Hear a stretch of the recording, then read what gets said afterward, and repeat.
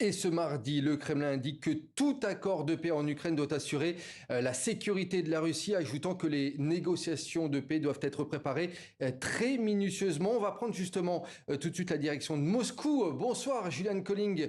Le président russe aurait, donc, je le disais tout à l'heure, proposé de rencontrer Volodymyr Zelensky à Moscou. Comment a-t-on accueilli justement ces derniers pour parler diplomatique du côté de la Russie? Ah oui, d'abord vous faites bien d'utiliser le conditionnel parce que c'est vrai que pour l'instant il n'y a que l'AFP qui donne cette information. Il n'y a pas eu de confirmation encore côté russe ni côté médias américains, par exemple, de cette proposition de Poutine, effectivement, de voir Zelensky, mais seulement à Moscou. Voilà la condition qu'il aurait donc posée à Trump lors de leur conversation de lundi. Alors comment c'est reçu? Eh bien, en fait, je vous le dis, il y a pas mal d'incertitudes en fait qui dominent encore à Moscou. Les gens sont un peu dans l'expectative et les différents experts, spécialistes à qui j'ai parlé aujourd'hui ne savent pas réellement en fait si d'abord tout ceci est exact, si Poutine est réellement disposé pour l'instant à rencontrer Zelensky.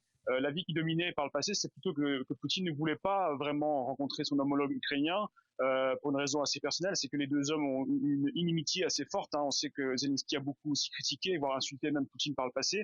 Poutine est extrêmement sensible là-dessus, et pour lui, ce serait un peu un affront en fait, si vous voulez, alors qu'il considère qu'il a l'avantage aussi sur le terrain militaire de rencontrer Zelensky. Alors pour l'instant, l'ambiance ici, c'est surtout un peu, on va dire, wait and see en anglais, attendons de voir ce qui se passe.